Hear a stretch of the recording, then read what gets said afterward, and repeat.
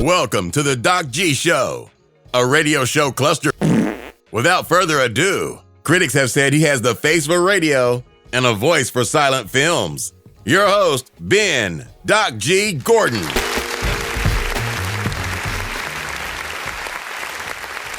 And we are on the air. Welcome to the Doc G Show. I'm your host, Doc G. With me, as always, the one, the only, Mikey Maximus Fernicus. Say what? Charette. Doc G, what is up, sir? Woo! Doing pretty good, Mike. Yeah. Doing pretty good. How are you? That's good to hear. I am doing great. Yeah? Yeah, 8.5 out of 10. You know how we do. Love to hear it. Sweet. You know how we Love to hear it. Mike, I need to let the listeners know. Yes, let them know. We are recording this on Tuesday. Mm-hmm. You are hearing this on Wednesday. So, whatever has occurred in this election of ours, we have no idea. We don't know. We have no idea what has happened. Nope.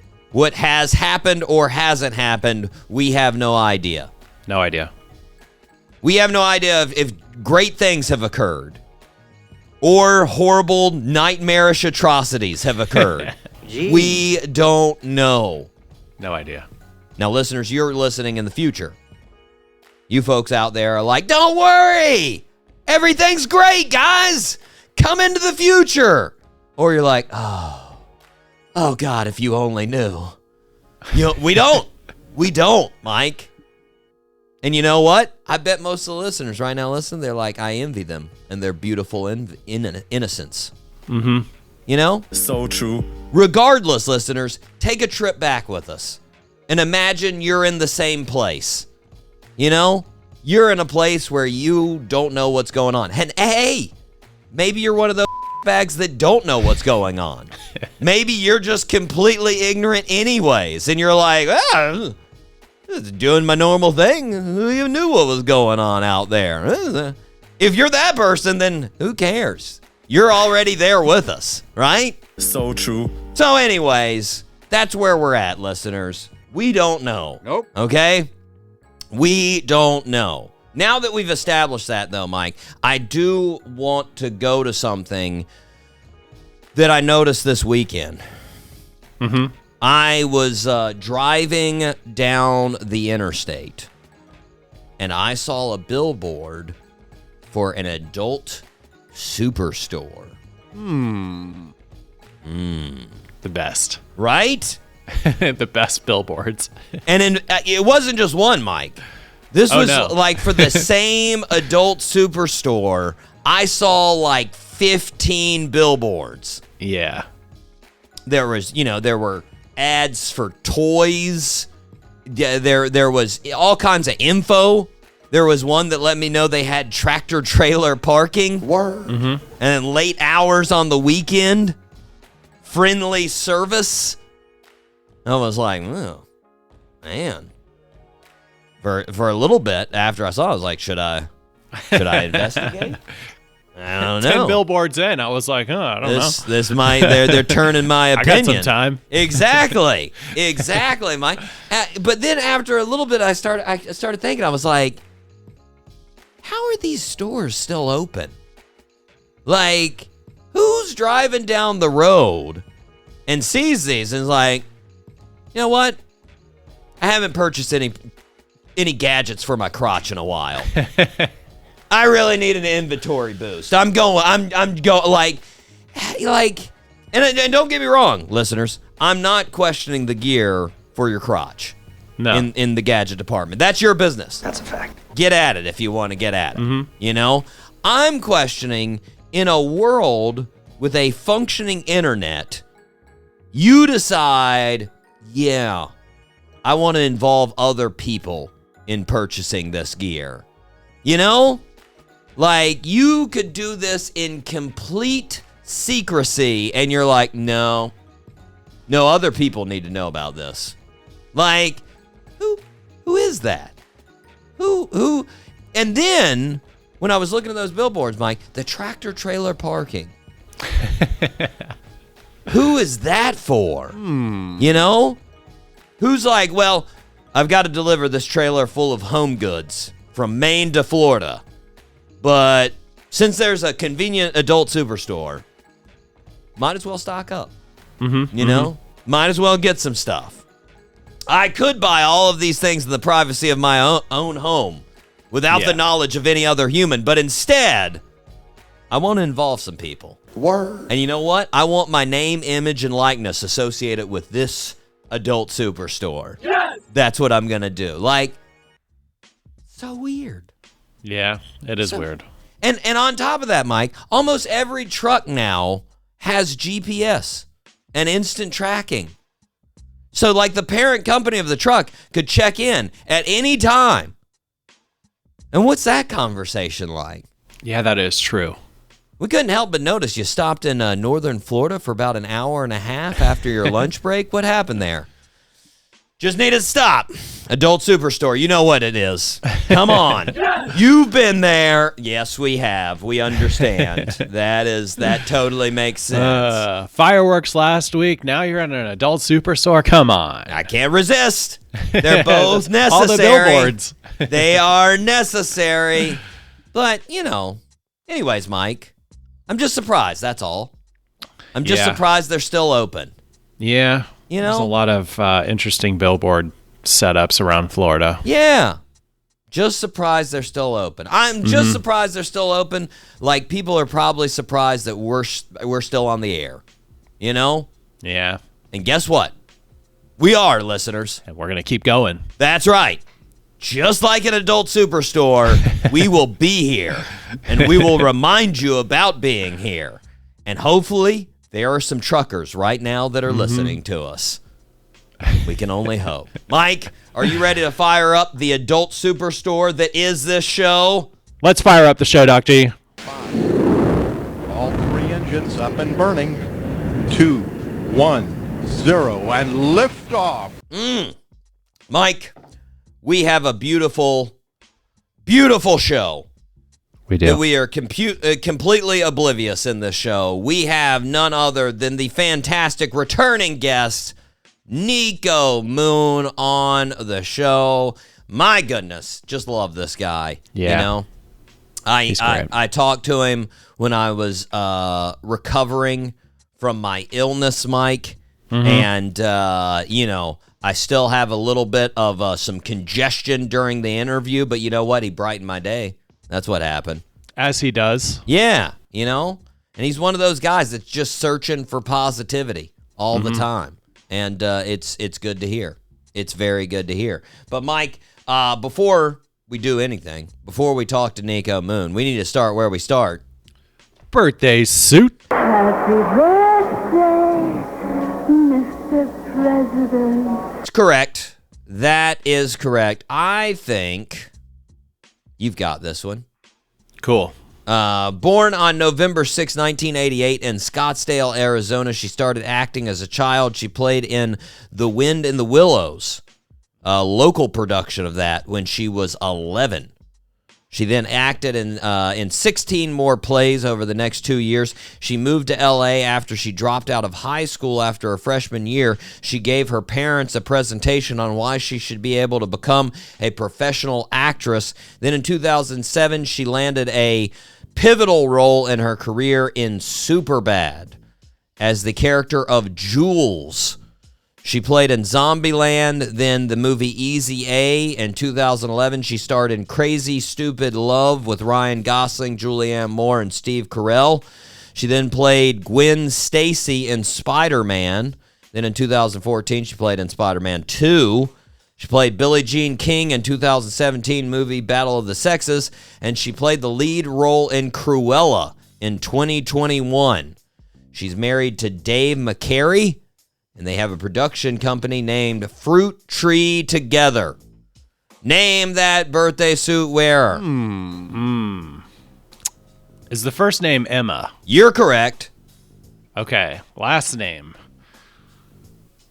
If it's not Emma a rock, Mike. Stone. There we go. Yes. Okay. Cool. Thank you. Emma Stone is correct. Nicely done. Remember, Mike, Thank you. technically, It's Emily Stone. Oh, Emily Stone. Yeah, remember she changed her name for when she was going in the Screen Actors Guild, and there can only be like one name with each name. Huh? So there was already an Emily Stone, so she had to go with Emma. And then she went on the Today Show, and we talked about that, how they were like, oh, yeah. Is it all right if we call you Emma? I'm like, I think she can recognize the name, guys. I don't think she's confused. Who? Oh, that's me. Oh, okay. Oh, my goodness. Turning, what is she turning? She's turning 36. 36. Freshman dropout. That's wild, man. Yeah. That's wild. That's early. I got to be honest. I hated high school, man, but freshman, I was like, no, I'm way too dumb to drop out now. Well, I got to be honest. If I were her parents, I'd be like, you don't know what you're talking about. Go back to school. Well, let's see that presentation, Dr. No. We need to see this presentation. Not going to win me over. I don't care what presentation she has. I'm going to be like, you know what? It can wait 2 years, you turd bag. All right? Finish up school, and then, or 3 years, 4 years, whatever it takes you.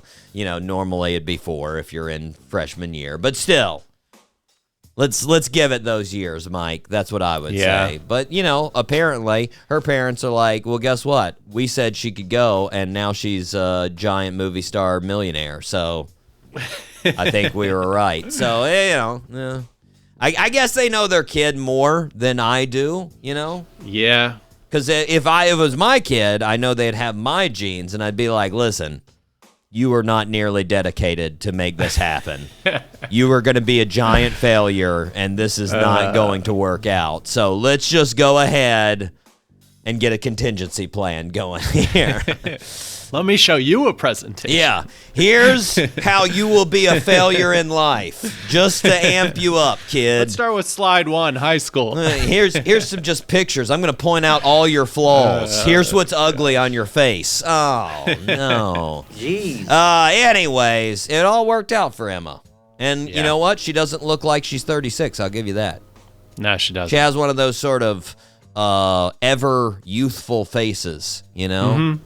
She still looks like, to me, when I see her, she still looks like she's like 19. Yeah, right? she does. She hasn't changed. Now, what is that? How does some people just not age? They're just good at it, man. Word. Yeah. They're just good at it. I attribute it. I always attribute it to stress. Like, if you're able to not let stress get to you, you're able to age really well. Although I will say, like, reading up on Emma Stone, apparently she had like just crazy, wicked anxiety attacks when she was young. Like, super mega ultra. Super stressful. Well, no, like that was before. Like when she was like super, like when she was like 10, she was just like freaking out about going to school and just had to stay in the nurse's office and like wrung her hands and was like, oh, Jesus, the world is collapsing. And then she got into acting and she's like, whew, all's fine with the world. Like, okay. Yeah.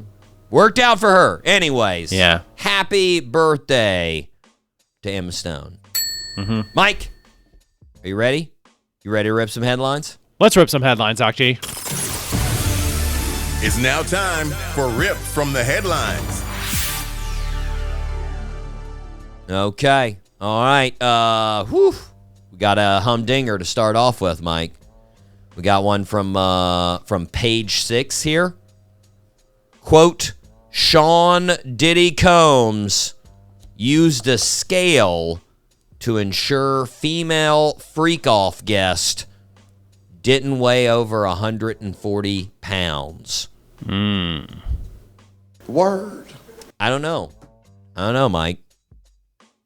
I don't think you can have a freak-off and then restrict people that are over 140 pounds. Nope. That doesn't really make me think freak off, I hear freak off. I'm expecting everything imaginable when I walk into those rooms. When you climb into that giant bed. Exactly. When you get into that room, anything's in there. You're like, a goat? Where did this thing come from? Like, The freak off. Yeah, like, just imagine the people that would be excluded with 140 pounds. I'm pretty sure The tall ladies. I'm pretty sure Megan the Stallion would be over that weight limit. Yeah. You want Megan the Stallion in there? She's not coming. That's 140, you know? Phyllis Smith from The Office. You want Phyllis Smith at your freak off? And trust me. Yes, I do. Yeah, trust me, you do. You want her there. You better change the weight limit. I don't agree with that at all, Mike. Yeah, not good. Not cool, Diddy. You know, not cool. You need to have that open to everyone. So true. Mike, I've got a food headline. It's pretty exciting. Quote, M&M's just launched a nostalgic new holiday flavor that's so good, people are buying 19 bags at a time. Wow. Say what? Is anybody buying 18? Or is it a mandatory 19? Do you have to That's very specific. Exactly. Yeah. I had to read the article for that. I was like, where the did 19 come from? So I did. I read the article, Mike, and first of all, the flavor is toasted holiday peanut. Which I didn't know that was a flavor, Mike. I had no idea. No. Apparently, it's like toasted nuts that have like a cinnamon vanilla flavor to them, you know? So it's basically just like a fancy peanut M&M. Mm-hmm. You've got a little flavored peanut in there instead of a regular.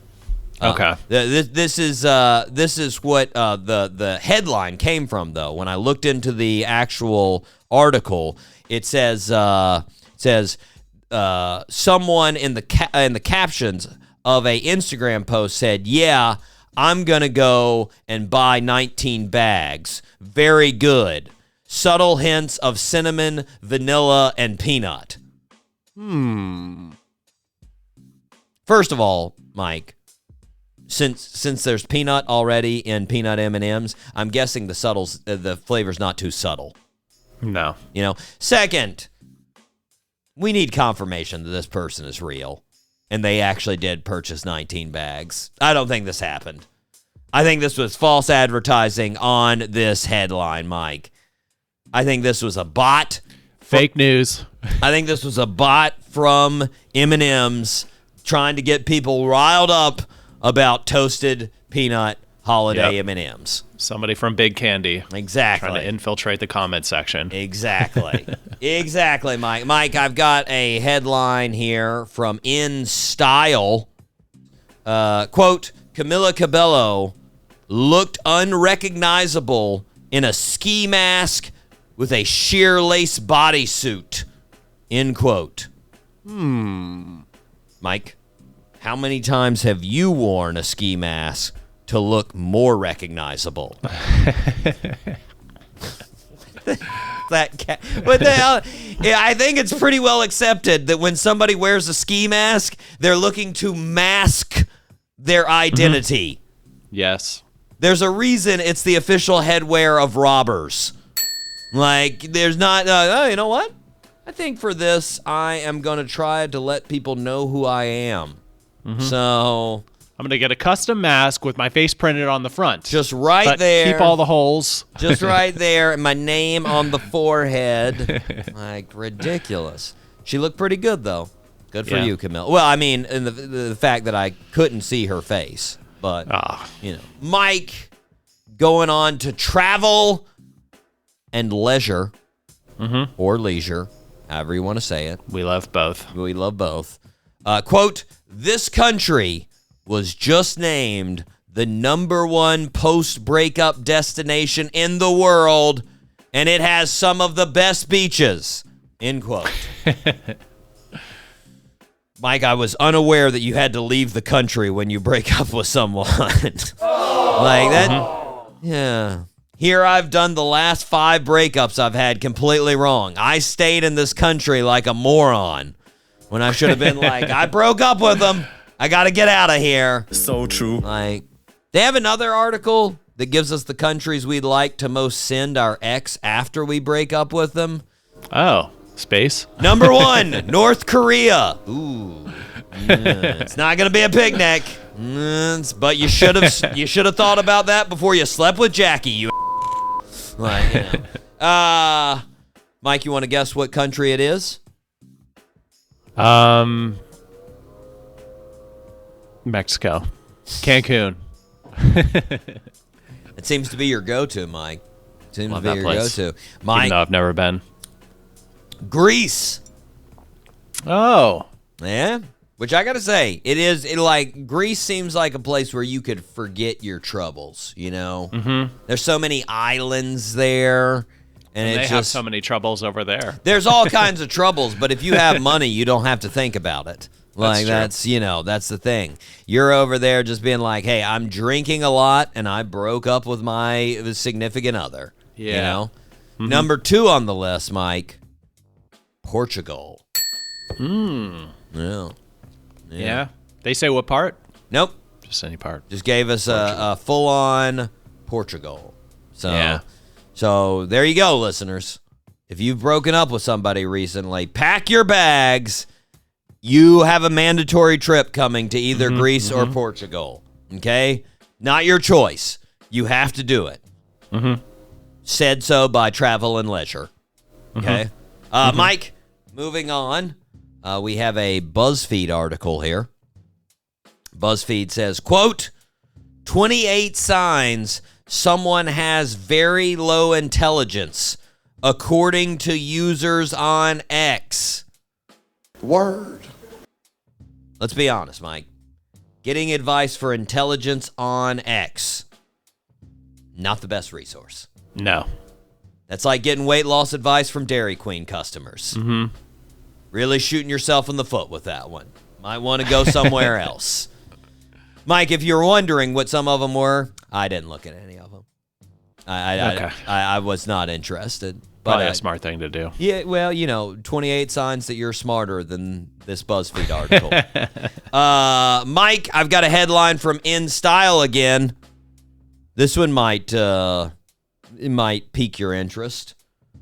Cardi B opened up about getting her biopolymer butt injections removed. End quote. Yeah. Do you know about that, Mike? No, I didn't know she had the implants. Oh, she had a lot. Yeah. Oh. And don't get me wrong, like, I think this is a good thing about Cardi B, Mike. I think that, her being as open as she is pretty awesome. Yeah, for sure. But with that being said, I got to say that article headline, Cardi B opened up about getting her biopolymer butt injections removed. There's nothing really that she's had to open up about. There's nothing that Cardi B is really a closed book on. This is coming from a lady who has already told the world she broke her vagina during childbirth and she had butterflies in her vagina because she was nervous for the Grammys. She doesn't strike me as a shrinking violet that's like, I can't say that. Let's be honest. She was already open. Just ask her, and she's good to go. She will let you know. That's a fact. But anyways, it's good to know that she got them removed. Yeah. Well, I mean, if she wanted to get them removed, if she wanted to get more butt injections, go for it. But whatever you want, Cardi B. Yeah. We're just living in your world. Mike, I've got a headline from Tasting Table. Little food news again. Quote, oddly enough, you should never order the chili at Chili's. Here's why. End quote. Mike, considering the name of Chili's is referring to a chili pepper and not the dish, I wouldn't say it's odd, Doesn't really make any sense, right? There's a little bowl of chilies up there instead of a cartoon pepper. I would say odd, Yeah. Second, even if it was called Chili's because it was referring to the dish, I still wouldn't go there just to try the chili. Same reason I don't go to Olive Garden and order a bunch of olives. Good point. Come on. Good point. Just a name. Of course the chili's not good. It's Chili's. Jesus. Hey, get out of here, man. Those jalapeno poppers, though. Oh. They should be called jalapeno poppers. I was telling my brother this, Mike. Apparently, in like the world of restaurants, Chili's is like thriving right now. Oh, yeah, because they're doing fast food. They're doing amazing, man. Yeah, they're doing and they don't have waiters. It's all table service. They're with the little iPads. They're blowing out like Red Lobster. All these other places are struggling, and they're like, guess what? We're changing with the times. Yeah. Yep. We're Chili's. Yeah. So, anyways, good for you, Chili's. I'm still not trying the Chili's, but good for you. Nope. Mike, I got another food story. Let's go. This one's from Kitchen. Quote, Butterball just introduced a new turkey that will save you so much time on Thanksgiving. It's a game changer. End quote. Say what? Mike, were you like me and you heard that and you were like, they created a new species of turkey? Pretty much. What the hell are they doing over at Butterball? They make a turkey that's already cooked when it's alive? Just walks around with a temperature of 170 at all times? Like, all you got to do is kill it. It's ready to eat. Don't worry about it. Like, well, don't get too concerned, Mike, because apparently it's not a new species of turkey. It's a turkey that doesn't need to be de-thawed. Yeah. So it goes from frozen straight to cooking. You just take it out of the freezer and just throw it directly into the oven.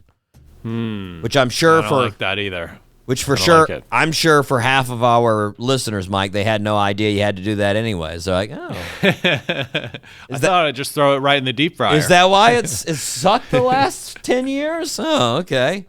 And Mike, I got advice for the listeners. If you're looking to save time and don't want some of the process of getting the food ready, I've got a way you can save even more time.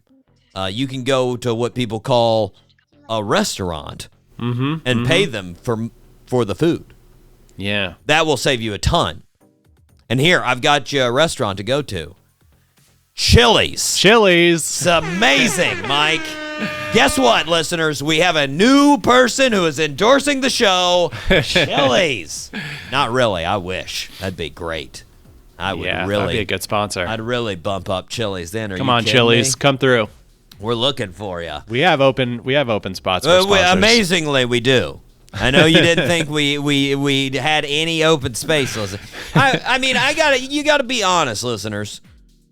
It's pretty great that you don't have to listen to like 47 minutes of sponsors, you know? Because on some of these some of these podcasts, Mike, it's ridiculous, isn't it? Yeah, it is. When you listen to some, like, I know I've got a fast forward button, but it's just annoying to sit there and just press it like 37 times to get through all these and then ads. You fast forward like 20 seconds too much, and then you got to go back, and then you got to. I don't, Mike. I'm too lazy. No. I just like, you know what? I missed that 15 seconds. That's I'll never know what they said in that 15 seconds. I need all the context I can get, Doc G. Yeah. It's tough out here. I'll get it. I'll pick it up. Mike, I've got a little sport news here. Here's the sports news. Quote, Joakim Noah hypes LeBron James' 22nd season in the NBA. I can barely walk to the bathroom. End quote. Oh, that's sad. So, Mike, you know Joakim, right?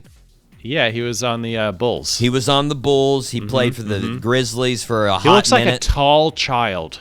He has sort of childish features, except for the beard, of course. Yeah. But, I could see where you're seeing that, you know? But, he played, I want to say he played I think 14 seasons in the NBA, something like that, you know? But, I'll agree with him. It's pretty ridiculous what LeBron is able to do. I mean, he's 40 years old, you know? That's ridiculous. But I got to also ask, can somebody check on Joakim? The dude's younger than LeBron. He's a year younger than LeBron, and he can't walk to the bathroom? Oh, come on. Hey, I'll say right now, listeners, I'm LeBron's age, and guess what? Even if the bathroom is 6 miles away, I can walk to it. Yeah. I can get there. Somebody needs to house call for Joakim. That doesn't sound good. Doesn't sound good at all. Worries me a little bit, you know? He was a center, they get beat up. Still, he's only Yeah. 3 inches taller than LeBron, you know? Yeah. 6'11". No excuse. Come on, get it together. You know? Anyways, Mike, we are going to take a break. We are going to hear from our fantastic guest, Niko Moon. This is the song Fishing in the Dark right here on the Doc G Show.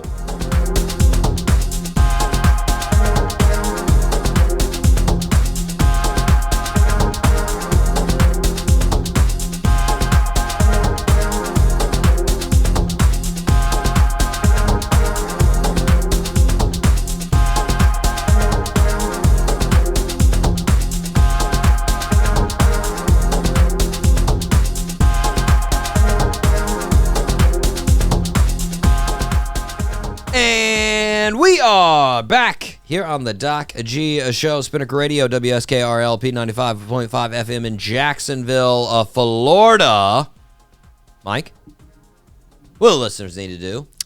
Well, Doc G, if the listeners feel like the show is a positive way to waste their time, then they should please subscribe to the show wherever they consume their podcasts. Apple Podcasts, we're on Spotify, we're on YouTube, we're on SoundCloud.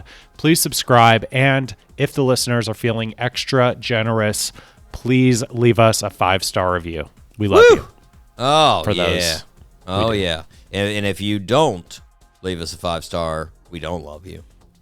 We don't. automatically take that away. Yeah, we do. And if you leave a 1-star review, you're dead to us. Dead to us. And we can't do anything about it. Nope.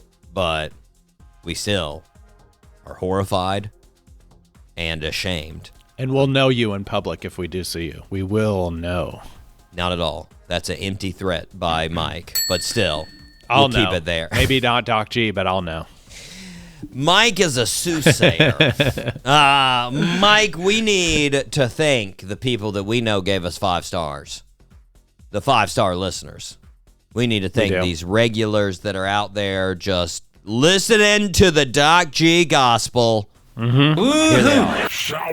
Shout out to Richardson, Texas, Barcelona, Spain, Winfield, West Virginia, Biloxi, Mississippi, Tulsa, Oklahoma, Peoria, Illinois, Katy, Texas, Toms River, New Jersey, Olive Branch, Mississippi, Asheville, North Carolina, Los Angeles, California, Spartanburg, South Carolina, Athens, Georgia, Baton Rouge, Louisiana, Chicago, Illinois, Boynton, Virginia, Fort Lauderdale, Florida, Columbus, Ohio, Falkenstein, Germany, Jacksonville, Florida, Columbia, South Carolina, Radford, Virginia, Gainesville, Florida, Frankfurt, Germany, Anoka, Minnesota, Ashburn, Virginia, Piracai, Brazil, San Diego, California, Dublin, Ireland, Boardman, Oregon, and Genoa, Italy. That was good, Doc G. Did you practice that? No, I just slowed it down. That was I was like, I'm not going to try to blaze through it. I'm just going to say them all and not be a moron. Okay. So that's the only one I screwed up. Everybody probably noticed Genoa, Italy. I said Genoa instead of Genoa, Italy. So, It was still a good run. It was a good run. It was a good run. And we thank all of those listeners. I almost screwed up on Falkenstein again. Shout out to Falkenstein. Getting those listens, but I got to Falkenstein, and I was just like, Words. yeah, it's hard, man. It's hard.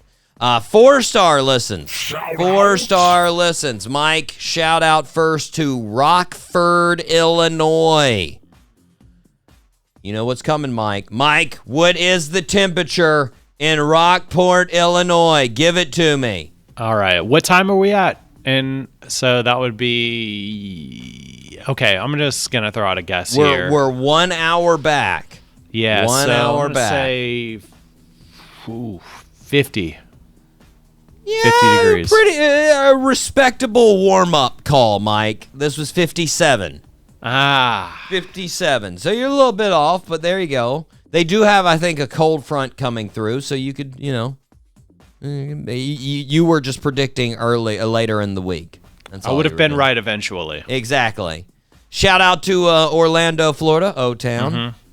Shout out this one, Mike. You're going to be going on the weather here. Quezon City, Philippines. I'm going to say Philippines. I'm going to say like 85. Pretty close, Mike. Really? 82. 82. Wow. I think there was some rain, so I think if it wasn't raining, you might have had it, You might have had it. They threw you off with the rain. Dang them. Dhaka, Bangladesh. There you go. Shout out to Dhaka. I think that's how you say it. If I don't say it correctly, let me know, Bangladesh. Las Vegas, Nevada. Shout out to you. Lahore, Pakistan. Shout out to you guys. Pakistan. Yeah. Atlanta, Georgia. Shout out to you. Detroit, Michigan. Shout out to you. Cincinnati, Ohio. Shout out to you. Here we go. Another one, Mike. Weather for Florence, Italy. Italy. I'm gonna go back with 50 degrees. I'm gonna stick with 50s. They got to be in the 50s, right? A little cold. You got to remember, Florence is a little bit up there. 45. 45. Yeah. Man, a little chilly there in Florence. Not for me, no sir. I don't want to be in any 40. Yeah. It's hard to imagine Italy being cold for some reason.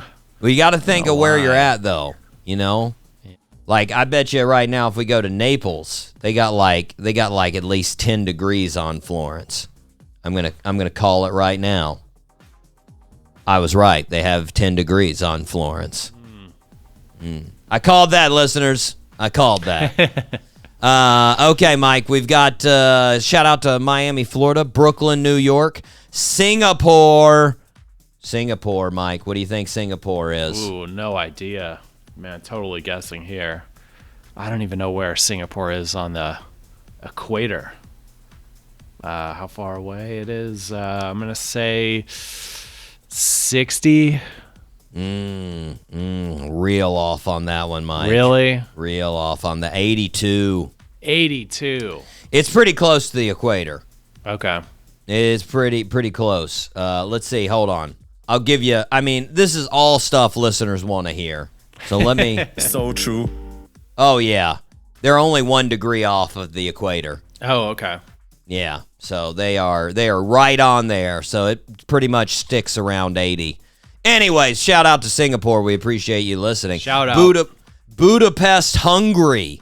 Shout out to you guys. And last, Tumaning. What? Tumaning? Huh? Tumaning. Nope. I don't know how to pronounce this, Mike. Tamuning. Tamuning? Nope. Tamuning? Nope. Guam. Shout out to Guam, Mike. Yeah. Yeah. So everybody out there that has been listening, we appreciate it. Around the globe, just fantastic. Mike, we need to wrap this up, though, and head on to our interview with none other than Niko Moon. Can't wait to talk to Niko. We will be right back with the one and only Niko right here on the Doc G Show.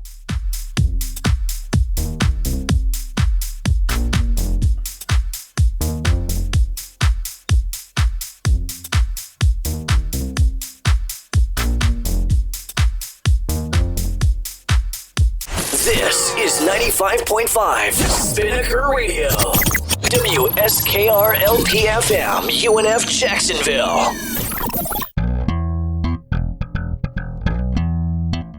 The Doc G Show. Because sometimes you need something playing in the background. Every Wednesday at 7 p.m. on 99.5 FM, Spinnaker.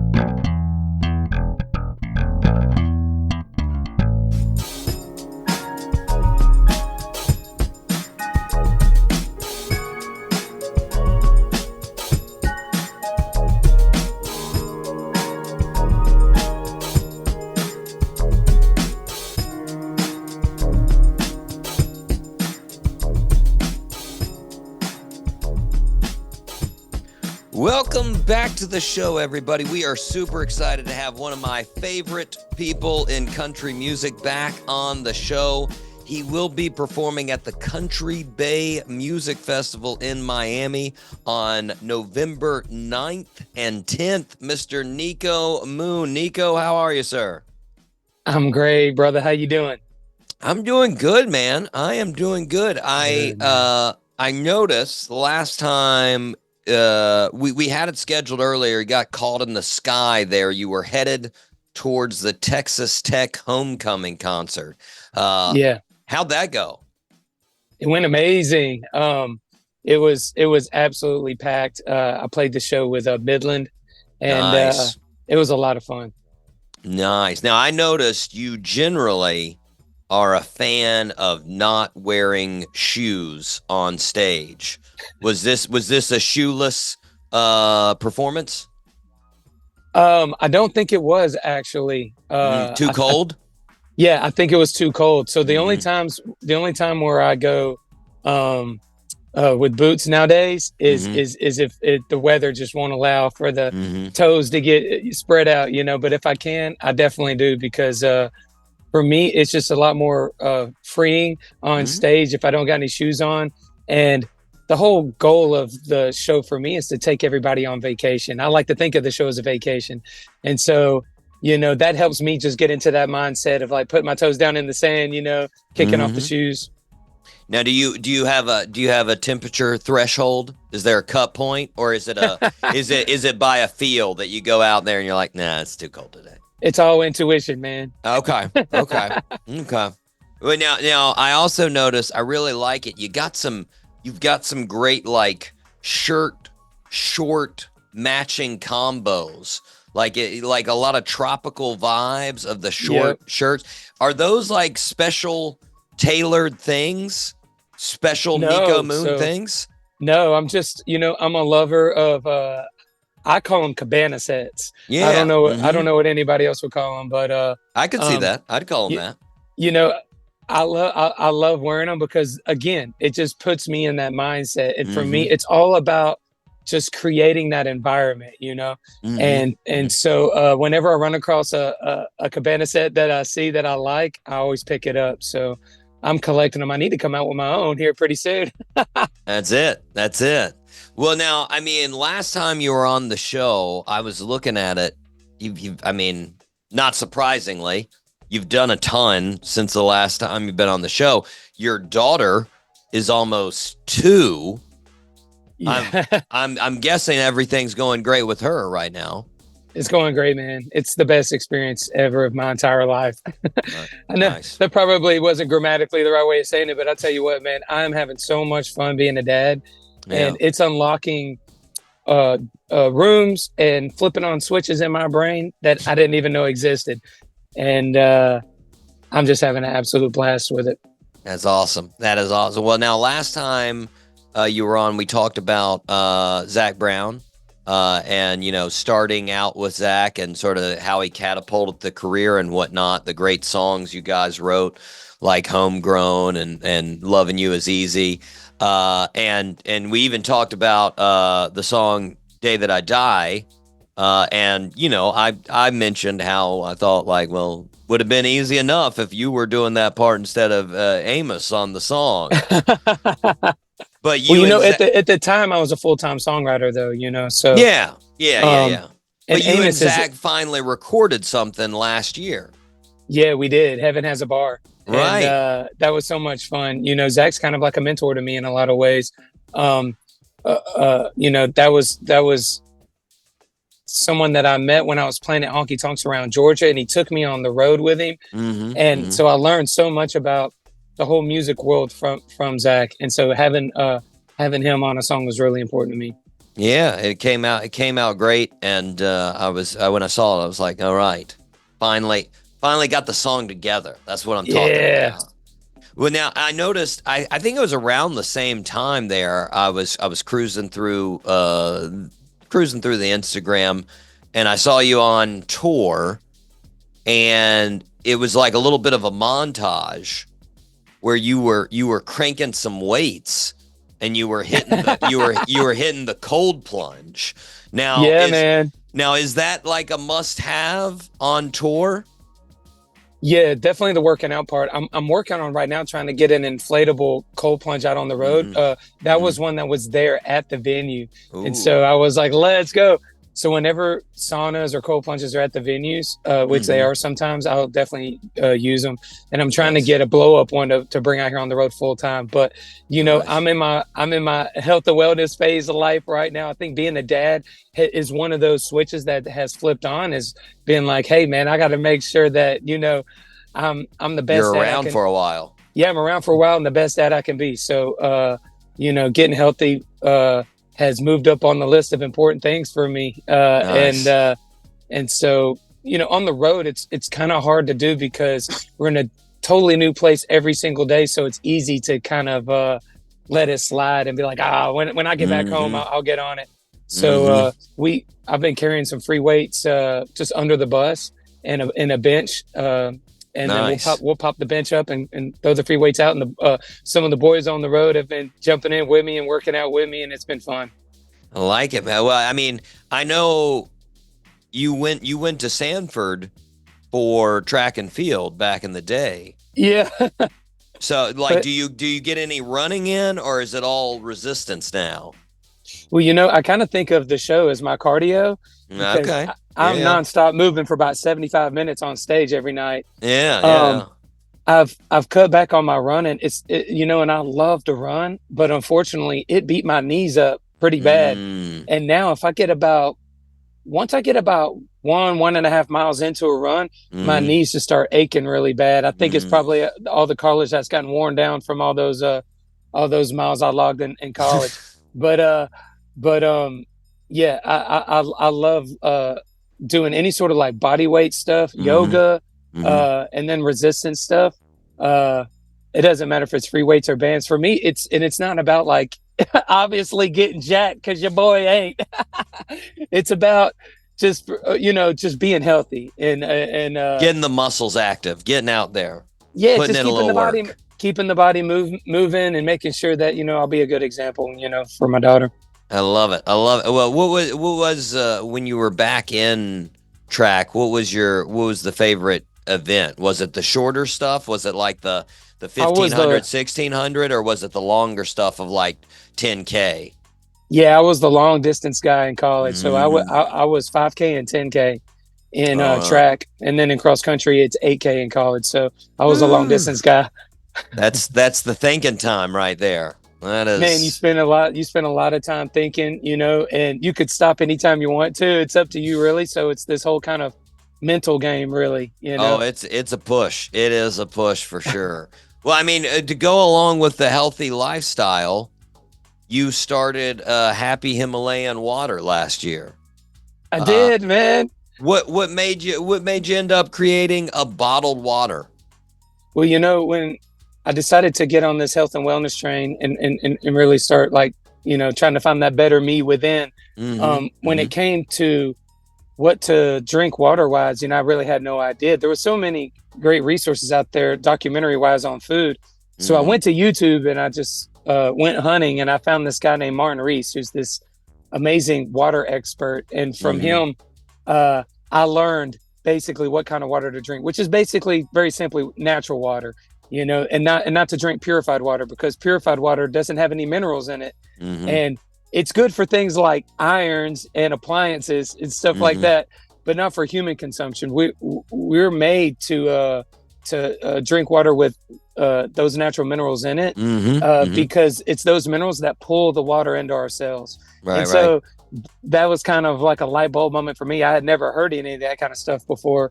And I saw a couple of other videos of people who would add pink Himalayan salt to their water to add even more minerals into their water. And I was like, oh, that's a good idea. So I started doing that in the mornings. It's for my first drink of water, because, you haven't drank anything in 8 hours. I'm always parched. And so I'd sprinkle a little pink Himalayan salt in there. And I just remember one day having this light bulb moment of like, is this actually like kind of pre-done to where I don't have to go and do this every morning? And I looked online and I couldn't find it anywhere. And I was like, why not do it? Why not me? So I set off on creating Happy Himalayan. And for me, I always put in just enough to where you don't taste it or anything like that. Right. But it just boosts the mineral content. And so Happy Himalayan is the exact same way. And a percentage of proceeds from every single bottle goes to my nonprofit, the Happy Cowboy Foundation.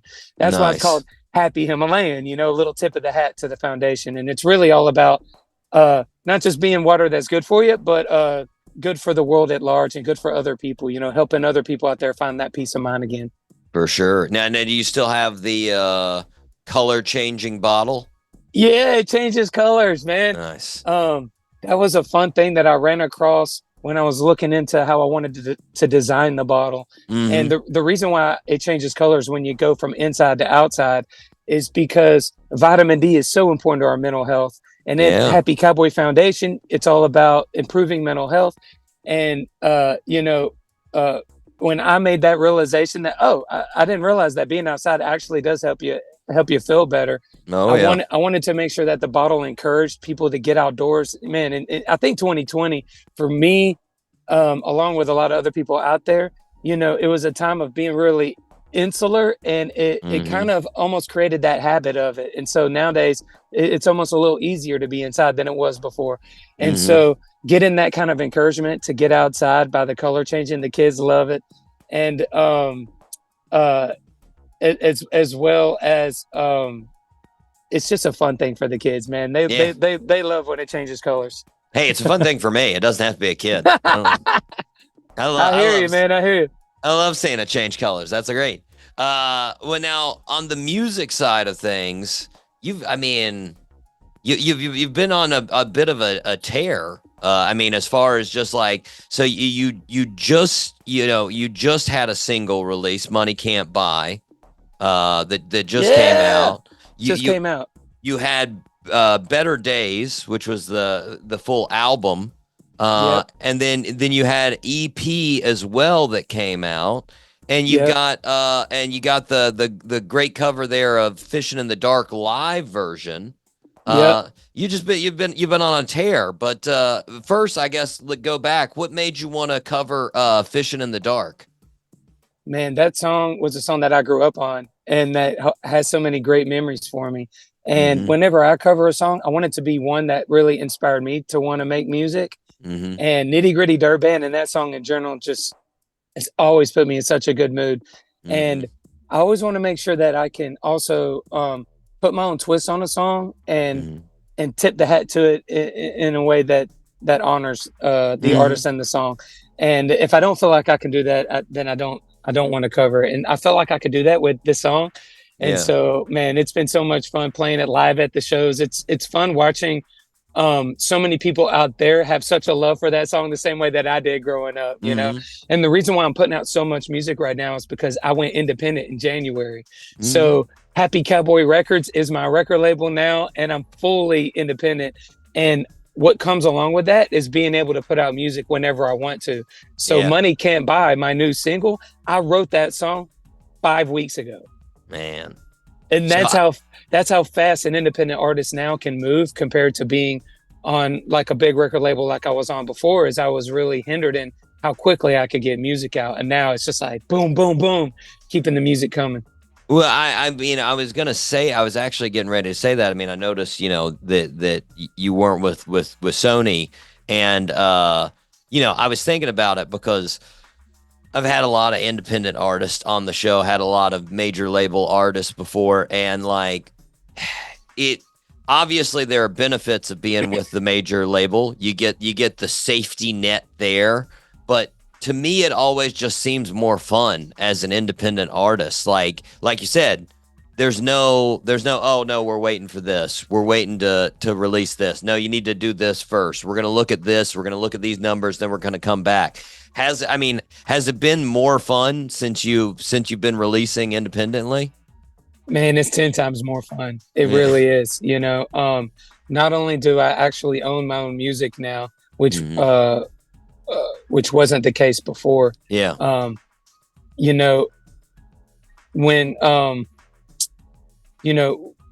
you're on a record label, honestly, if you need the money to make your records, if you can't afford to make your own records, which nowadays, is a hard thing to kind of even say, because music is so cheap to make. All you really need is a laptop and a $200 microphone. And fortunately, software has gotten so good that you can make your music and it can sound like the radio, and you can do it for really inexpensive these days. I make all my music on a laptop, and all the music that I made when I was even at Sony, like Good Time, for instance, it was all made on a laptop. I made it all at home, actually. The song Good Time was made at home, and then I pitched it to the song to record, and the album at large to record labels and got signed to Sony, but it was made at home. So, I think a lot of artists think that they need these major organizations because of all the resources that they provide as far as like PR and a radio team and a design team and all this kind of stuff. But if you can find these same people on your own to work with you and kind of do it a la carte instead of all in one, you're able to be in the driver's seat of your own music career and of your own music. So you could put out exactly what you want to put out, saying it exactly how you want to say it, and the style of music that you want it to be whenever you want to do it. And there's amazing, companies out there that perform all of these services that a record label provides that you can work with as an independent artist. And so for me, I have actually found that all of those particular unique little pieces of the pie that of services that a record label offers, I'm actually able to have all of those different areas be elevated now because when you're at a record label, that one department is working with, say, 30 different artists. So they're really overloaded with all of the different artists that they're working with and trying to serve them as fully as they can. And the fact of the matter is it's impossible, the bigger artists get more of the attention, the smaller artists get less, and you're just kind of fighting for attention. But when you say go to a PR firm or a design firm or something, in any sort of company outside of a record label for that type of service, they're working with far less people. You get your own team that you work with. So for me, I found it to be just far better. It's really an educational thing, it's really just artists being aware of both ways of doing it so that they can make their own mind up of the pros and cons of going with a label, because there are pros, and cons. I'm not saying it's all cons. And there's pros and cons to being an independent. I personally believe that the pros really outweigh the cons on the independent side. But, that's just for me. And there really should be better resources out there for artists so that they can become aware of all the facts so they can really make their mind up.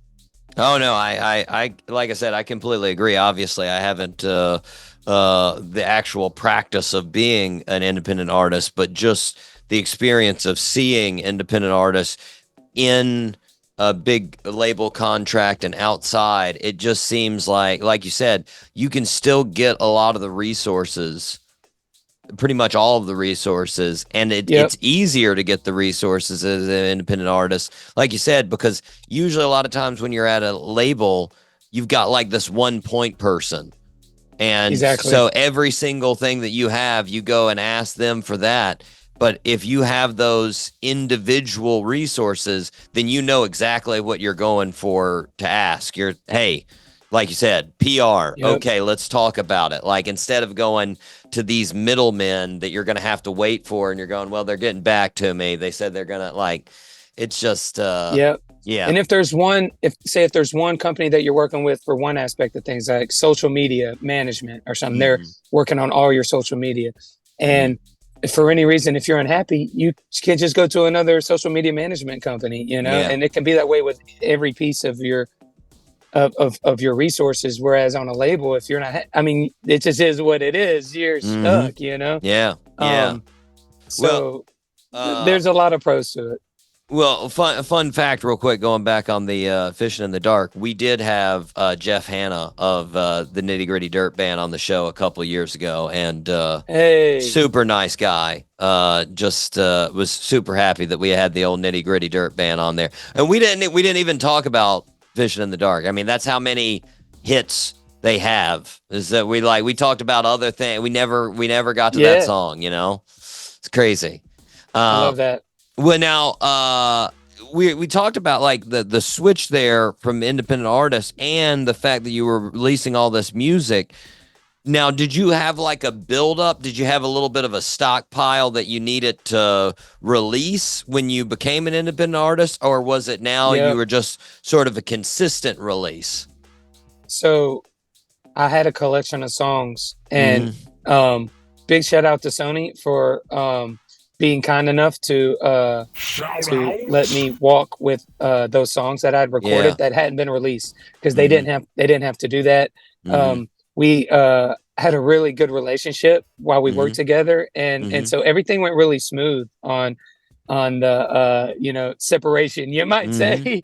But I was able to leave with the Better Days album. I had already recorded the Better Days album, and what that allowed me to do was I left in November, December, and of 23, and then right in January I dropped the Better Days album, and as an independent artist, and so that was able to start everything off on my independent road. And then I dropped These Are the Days, and now getting ready to drop These Are the Nights coming up next. Nice. Well, now These Are the Days. When you released that, you had a quote. I noticed you put on one of, like, when you were coming up to it on social media, you had the quote, the Sue quote of, if you are depressed, you're living in the past. If you're anxious, you're living in the future. If you're at peace, you're living in the present. Yeah. Was that a stimulus for the writing of that you were trying to, you were thinking, you were in the mindset of, I need to be present, I need to live in the current time frame? Absolutely, man. I'm digging deeper into that personally, and so it's, I think, coming out in all of my music. And so even with the next album and the future music that I'll make, I'm leaning more and more into this one love mentality and the importance of positivity. I think when I first came out with Good Time, I just wanted to encourage people and to just, create those moments in life where they're really just enjoying the people that they love and that love them back, in the, like, being out on the water, being around a fire pit. And it was just very simply just like good time music, but now I'm in this place of wanting to go deeper and kind of say, well, why is it so important that we create these good times in life?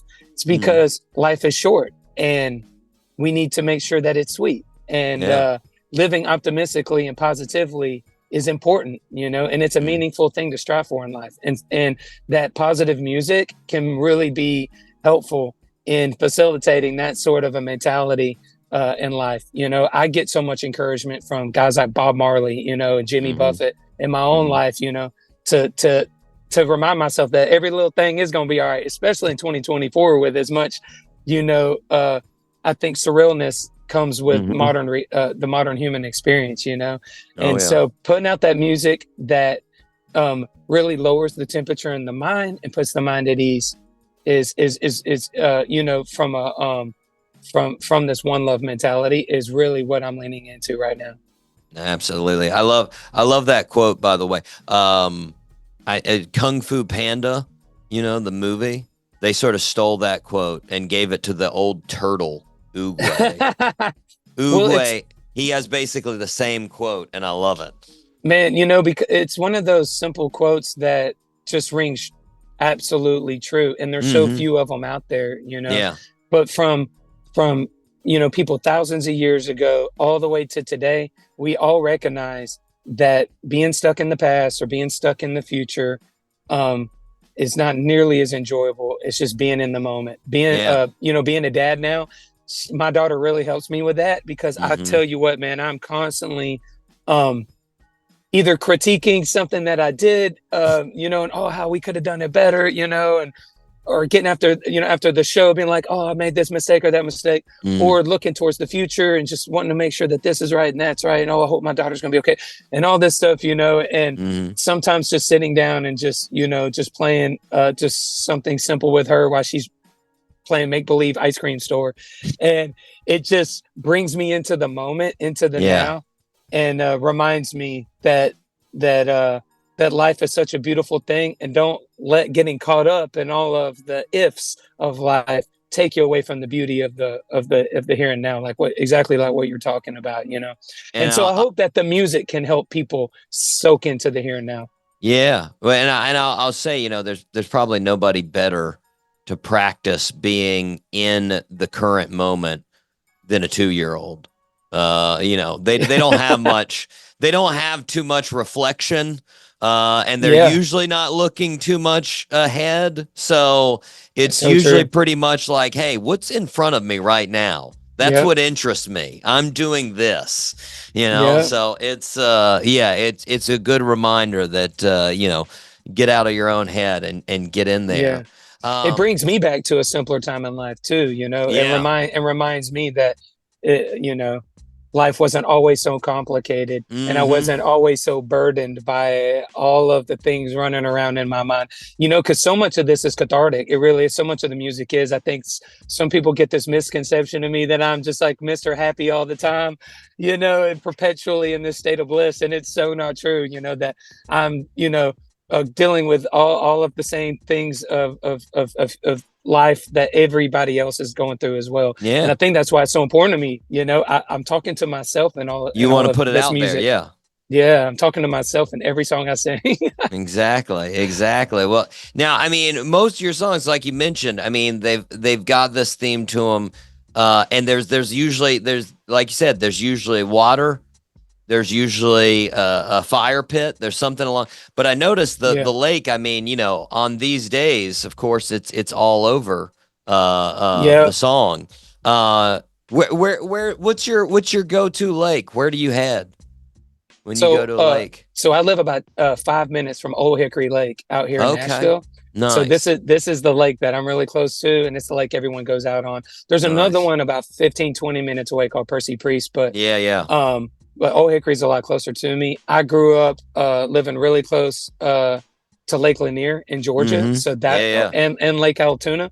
So those are the two big lakes for me growing up. And then going down to 38, Panama City, and that whole strip as a kid was like the beach that I would go to, And so for me, I find my peace close to those elemental things in life. Fire and water, it's the simple things, but for me, it's where I just am my happiest, because I think it's where I'm just getting back to like raw, just human experience. You're typically around, you're doing it with people that you care about, and just kind of like talking and very simple sorts of things that we're doing, we're just having conversation. And those, to me, as every year goes by, seems to be the most important sorts of activities, or the most meaningful activities, compared to like some activity with all this stuff and all of this bourgeois put around it. I thought about, I had my friend had his bachelor party the other weekend, and it wasn't the crazy bachelor party. It was just a couple of dudes, and that was a thing at a lake. And we were just hanging by a fire pit, and I was like, is this the perfect Niko Moon situation? I think this is. I've got a fire pit. I've got a lake down there. My God. It's the fire and the water, man. And you just get some people hanging out, and some good food and some good conversation and some good music going on in the background. That's all you need. It puts everybody in a good mood, and you're making memories, man. And I mean, that's what life, I like to think of myself as a collector of memories, and I'm trying to get as many good memories in this life and get as big of a collection of good memories as I can, And to me, like, that's the thing, is I always tell people I'm not into forced fun. So like, like when a person has this elaborate plan that they say, oh, you should do this, you should do this, we're going to do this, we've got plans to do this. I'm like, you're taking all the fun out of it. Exactly. But if you just do something like, hey, I'm going to have this fire pit and everybody's going to show up at this time. That's just have some barbecue or some fish or something, and like a picnic and some water and some fire. It's all you need. Well, now I want to mention real quick. You went to Japan. You played some shows for the servicemen and women. How was the trip? It was amazing. It was absolutely fantastic. It was my first time actually getting the opportunity to do that. And I'm going to be doing it again in March over in Europe for a bunch of bases over there. Nice. Sorry, my truck is making some beeps. But no worries. But it's something that I've been wanting to do for a long time, and so I was so grateful to get the opportunity to go over there. We played 4 shows for 4 separate, all 4 separate divisions of the military. So we did Air Force, a Army, a Marines, and a Navy, Mhm. and base. And man, it was epic. And I'll tell you what, I had no idea the bases were as big as they were.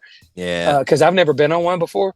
Man, I mean, one of them, it would probably take 15, 20 minutes to drive across it. Its own And city. Yeah. it was its own city. And I mean, there was like a Taco Bell. And I mean, I'm talking like driving down the road, there's a Taco Bell, and you pull into it, not like a mall food court one, like Yeah. a real one. Yeah. Yeah.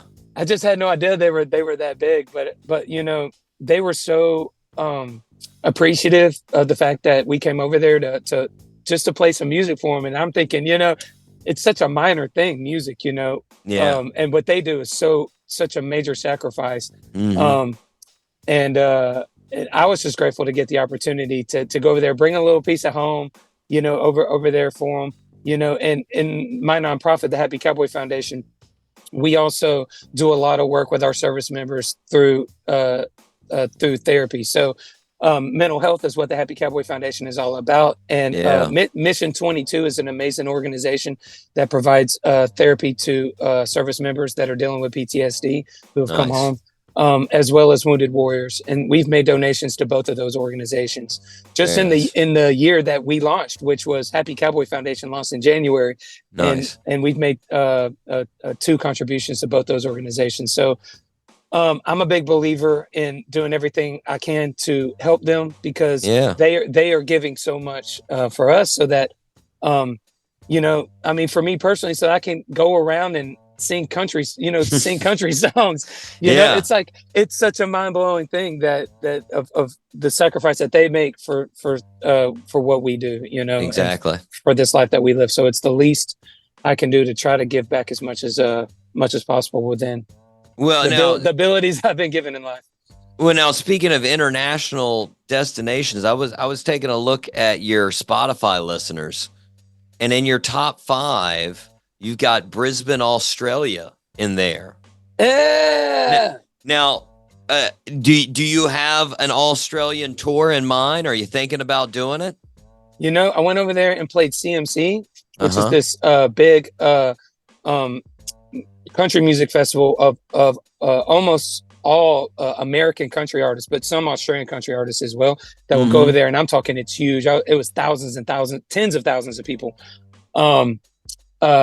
And I would absolutely love to go over there and do a run, like say Sydney, Brisbane, Melbourne. Yeah. You know, even Byron Bay or something like that. I love Australia. I've gotten the opportunity to go over there and play some festivals a couple of times, but never like my own headline shows. And you know, it's such a far distance to get over there that sometimes, I don't know, maybe with the booking agents and everything, scheduling it up, it can be a little difficult, but I hope to get over there. I really Nice. do. It's yeah. Only thing that worries me, they got too many weird critters. There are a lot of weird animals over there. Mainly those huntsman spiders. God, those things weird me out. Yeah, man, it's prehistoric times over there still. They got dinosaurs and gigantic, you know, animals that it's gigantic spiders. And the funny critters. thing is, they don't even care. Like every Australian I talk Just to, everyday life, man. I'll be like, oh God, those huntsman spiders are so creepy. They're like, oh, they're harmless. Don't worry about them. I'm like, they're giant. They're like 12 inches around. Like, of course, Yeah. it's wild. But yeah. Anyways, before you go, I wanted to mention the Money Can't Buy, which is out now. It came out last week.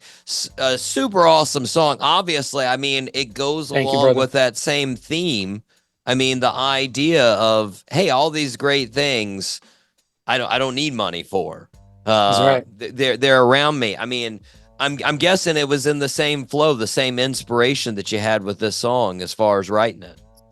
That's right, man. That's right. You know, just really sinking in that the things that are really valuable in life have nothing to do with money. Yeah, and I noticed your daughter seemed to like it. You played it for her there. Yeah, she likes it. Had a little bit of a groove going on with it. Still, she was vibing. She was bouncing up and down. I was like, let's go. Still learning the dance moves. She's still getting them down. She's still learning. I hope she don't learn from me, man. She better learn from her mama, or else she's gonna dance really weird.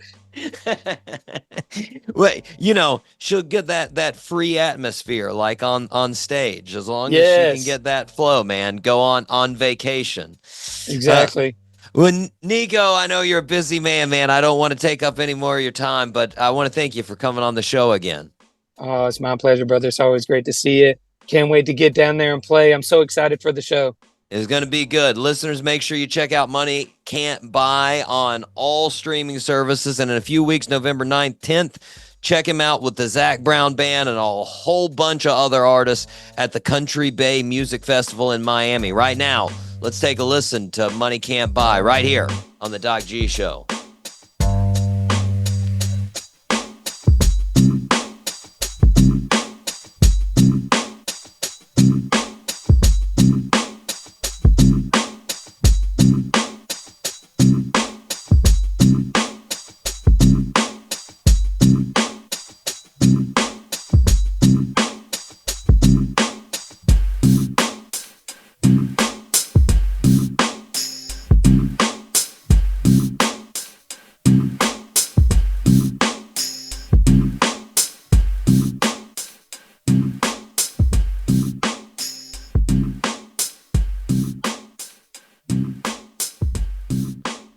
And we are back here on the Doc G Show. You just heard Niko Moon. That's right. My gosh, man.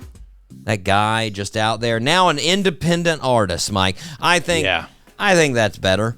I think being an independent artist, I think we've talked about it on the show, but honestly, like, looking at, like, the major record labels, unless you are, like, one of the biggest artists, they're not looking out for you. No. Like, if you're an ascending artist, they're just like, whatever. We'll jump on that rocket if it takes off. Otherwise, we're just gonna push it over here. Like, it's better, man. You are in the control of your destiny when you're an independent artist. Mm-hmm. And you're not sharing things with that company. So I think it's good. I think it's the move. I think it's good to go, And I got to be honest, Mike. Niko's matching cabana wear sets, I want to get a couple of them. Yeah. They look like the move, man. Mm-hmm. They look like the go-to look. Mm-hmm. I've already found like 5 that I think I'm going to purchase. So true. Not an exaggeration. That is 100% the truth, listeners. So get ready. I don't do full frontals on this show, but I may. Once I get cabana wear, I might just stand up and just have a full just me the whole time, just to show off my cabana wear, Mike. Ew. Because you know what it shows you? You're ready to party. Mm-hmm. Yeah. Mm-hmm. Mm-hmm. Fancy free up here in the mine. That's what it shows me. I like it. And it's they're just pretty colors, They're comfortable too. Yeah. The linens. Yeah, it's nice. It's all soft. It's nice. I'm going to get some. Mark my words, Mike. Yeah. I am going to get some. But anyways, listeners, you need to make sure to check out Niko's putting music out left and right. Money Can't Buy. Such an amazing song. These Nights, another amazing song. I mean, he's just been dropping them. Now that he's an independent artist, he can just put them out whenever he wants to, and he's putting out some bangers. So make sure you listen to him. He's a fantastic guy. I love him. He needs to come back on the show soon. Hopefully he does. Yeah. Mike, we need to move on though. Need to move on to the fastest growing segment in the world. Mike C. Top 3. Woo! Now, Mike, for the listeners that don't know, that weren't listening last week, shame on you. The topic for this week was bands that broke up that never got back together. Mm-hmm. Now, I got to be honest, Mike, this was a little bit harder. Yeah, challenging. Because like most bands have gotten back together in some way. Mm-hmm. Because we used a lot of them. That was the thing. It's I would look at one and be like, oh, Outcast. I'm like, no, oh wait, they got back together for those couple of shows, so that doesn't really count. Like, Yeah. so many of them got back for like one show or like two shows, you know, and I'm just like, all right, can't use that one. So it was a little bit rough. It was challenging. But I've got some good ones, I think. I do too. Now, do you have any honorable mentions? No, I'm going to say no. I don't have any honorable mentions. Okay. I'm just going to go straight to top 3. I've got several, so I'm going to go ahead and drop my several right now. Cool. First off, The Temptations, Mike. Oh, The Temptations. That's a good one. The original Temps. I mean, they've been touring, nonstop basically since the 60s.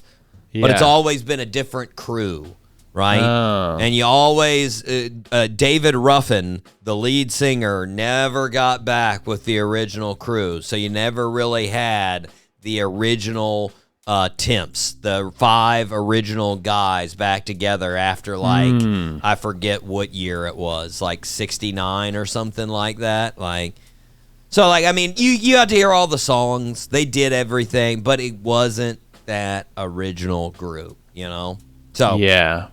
The Temps, that's one for me. John Fogerty and CCR, Mike. Creedence Clearwater Revival. Oh yeah, Creedence Clearwater Revival. And that's a serious one, like as far as like the breakup. That's a good one too. Yeah. They were very serious about that break. John Fogerty is like, he can't talk about them. He couldn't be in the same room. He wouldn't play their music most of the time on tour, like just all of this stuff. So that was like, and they made so many good jams, man.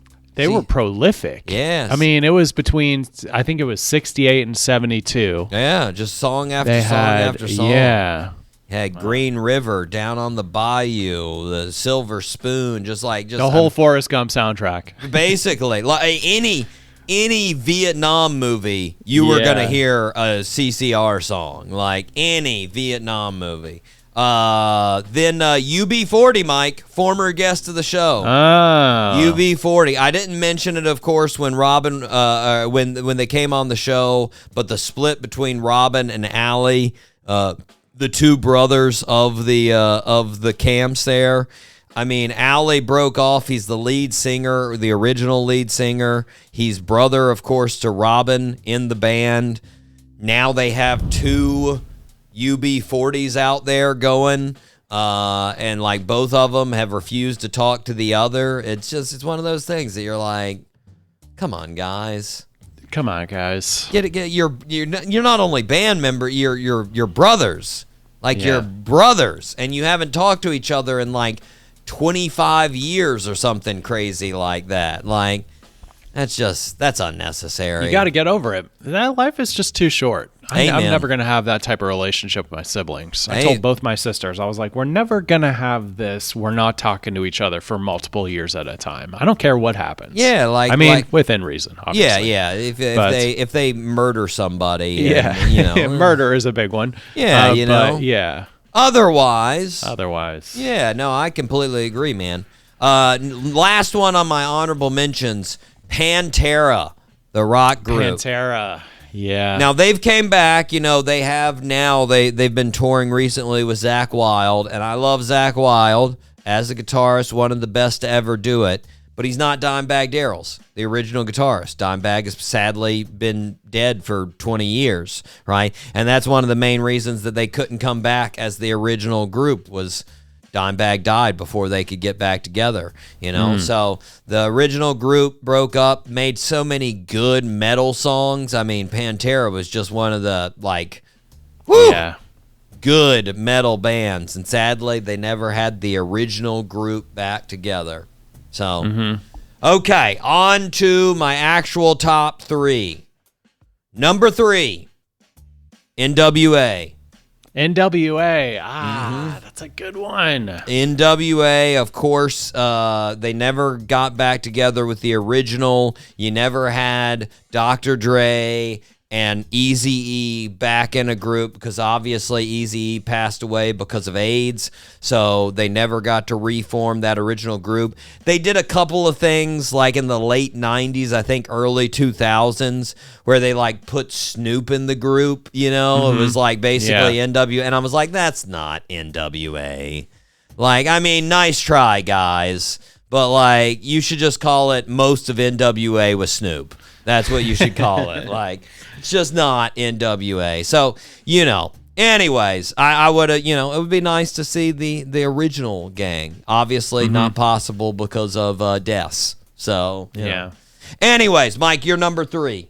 Genesis. Yeah. The original Genesis, The original Genesis. Yeah. Yeah, that's I mean, a Phil Collins is great, but Genesis was good. Now I'm not sure. Don't judge me, listeners. I'm not sure, but does he do Genesis songs when he's on tour? Do you know? I don't know. Like, will he perform some? I would imagine he has to. I would think he would. Yeah. Like, not necessarily the ones back in the day where Peter Gabriel sang, when Peter Gabriel was the singer at the beginning of Genesis. Like, that obviously doesn't make any sense.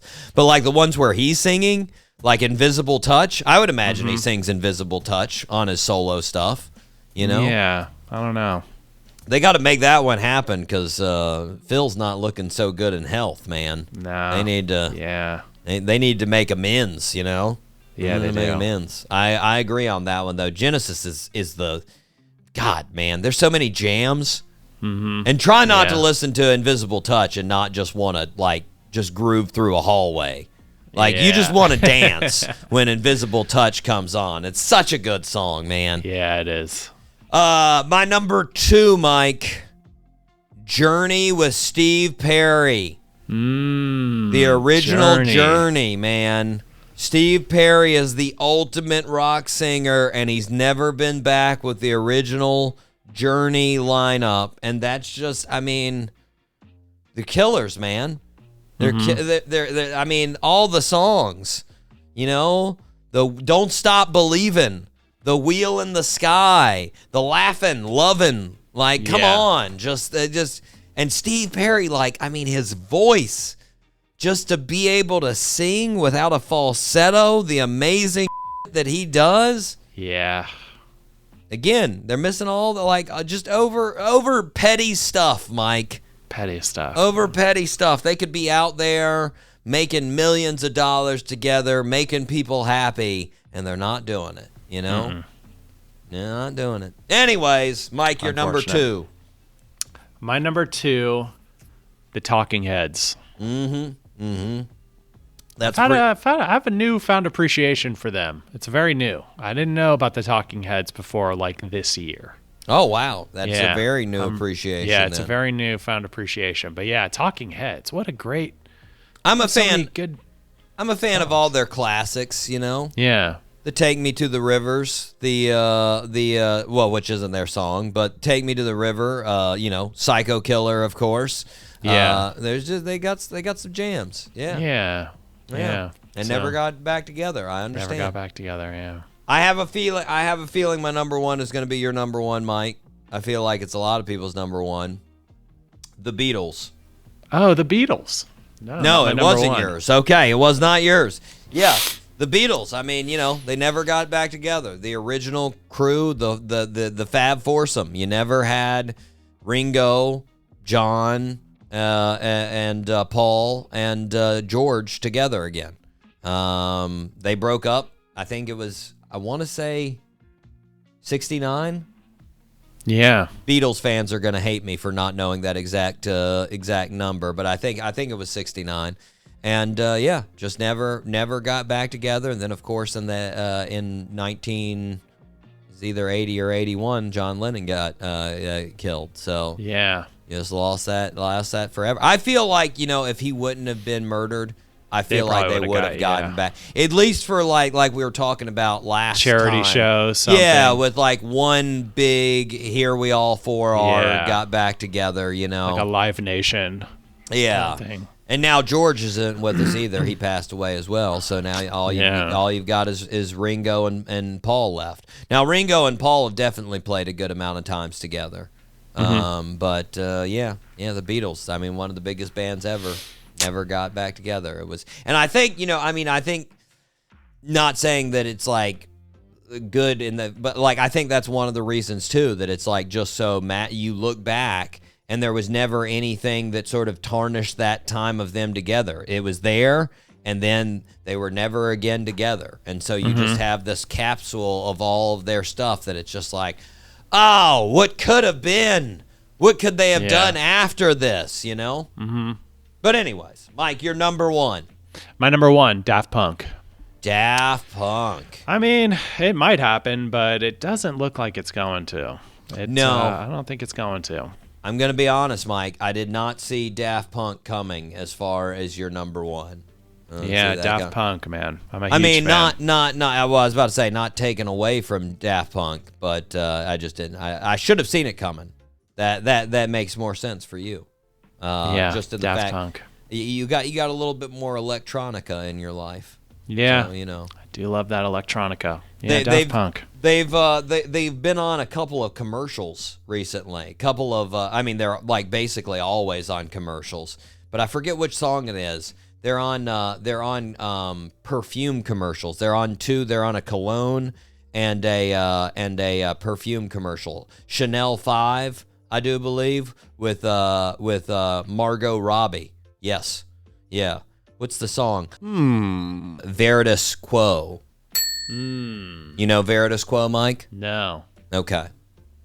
That's the name. I probably would if I heard it, though. Yeah, it's a Those pretty... commercial songs are always the pop ones. I don't know. Sometimes they get deep cuts in there. Yeah. You know? But it depends. Anyways, Mike, that is our list for this week. What do you think our list should be next week? What is the top 3? All right, so this one was inspired by my TV. Okay. So anytime I turn on my TV, it goes to this reality shows from the 2000s. Okay. So reality shows from the early to late 2000s. Top 3. You think we can just do top 3 reality shows? Yeah, we could do that. Because, let's be honest, that's when they really hit their peak. They were peaking, yeah. Yeah, you didn't really have any in the 90s, and then, we've probably gotten over them now. So, okay. Best top 3 reality shows. Yeah. I hate a lot of them. That's a fact. I'm probably going to have to go, I'm thinking, like, the early 2000s MTV shows. That's probably where I'm gonna go. Yeah. 'Cause there were some that I love to hate in that region. For sure. Okay. Next week, top 3 reality shows. Okay, Mike, we have 2 birthday suit wearers left. They are both in the entertainment industry. One is a actress and one is a comedian. Which one do you want first? Let's do the comedian. Okay. Not really your wheelhouse because they're more improv than they are stand-up, but I think you might have it. All right. Born on November 9th, 1990 in Brisbane, Australia. His family had immigrated just a few years earlier than that from China. When he was just 6 years old, he moved from Australia to Canada. Then, when he was 9, he moved to Colorado and lived for the rest of his childhood in Colorado. His parents found out he was gay when he was 17, and they forced him to go to gay conversion therapy. After high school, he went to NYU, and while at NYU, he worked with several comedy groups and eventually made his way up to UCB. He then starred in several Comedy Central and HBO shows. In 2018, he was hired by Saturday Night Live as a writer. A year later, he became a cast member. He became the first ever Chinese American to be cast as a member on SNL. He's had many memorable episodes with the most recent being Viral Baby Hippo skit that he had on Weekend Update. Name that birthday suit wearer. Yeah, I don't know. I'll give you the initials. Don't know if it's going to help. BY. No idea. Bowen Yang. Bowen Yang. You ever heard the name, Mike? No.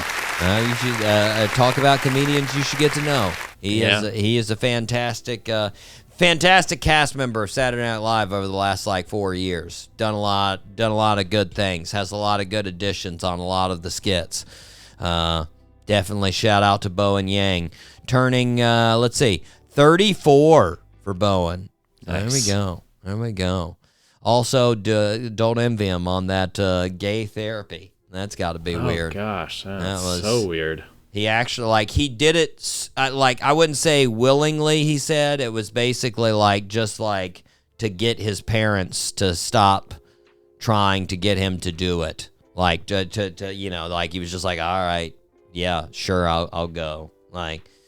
And not surprisingly, Mike, he said it was automatically extremely very weird when he went. And I was like, yeah, that makes sense. that makes very a lot of I don't sense. even recognize this guy. He looks like a good time, though. He's a good time. He is a good time. Mike, we are going to move on to our last birthday suit here. Born on November 6, 1946 in Pasadena, California. Birthday suit wearer got into acting as a teenager, got her first break on the show Gidget in 1965. She then starred in the TV show The Flying Nun. Then in 1976, she played in the show Sybil. In 1977, she played in the very popular movie Smokey and the Bandit with Burt Reynolds. In 1989, she starred in Still Magnolias. In 93, she starred in Mrs. Doubtfire with Robin Williams. Then in 1994, she starred in Forrest Gump as Forrest's mom. In 2012, she starred in Spider-Man as Aunt May with our previous birthday suit wearer, Emma Stone. She starred in Lincoln as Mary Todd Lincoln. And most recently, she starred in the film 80 for Brady that came out in 2023. Also in 2023, she was awarded the Screen Actors Guild Life Achievement Award. Name that birthday suit wearer. Oh, my goodness. The mom in Mrs. Oh, I know Doubtfire. exactly who it is. And she always gets shout-outs for being such an attractive young lady and old lady. I'm gonna all years. She's always, come on. I'm going to need initials. I'll take half credit on this one. S. It's really embarrassing. F. Sally Fields. There you go. Yes. There it is. Nicely done. Sally Fields is correct. Yeah, shout out to Sally, man. Turning 78. 78 years young. She decided, hats off to her, she decided to go the full gray there a couple of years ago. She had been doing the hair color, and she was like, I'm done with that. Now she's got the full gray, looking good.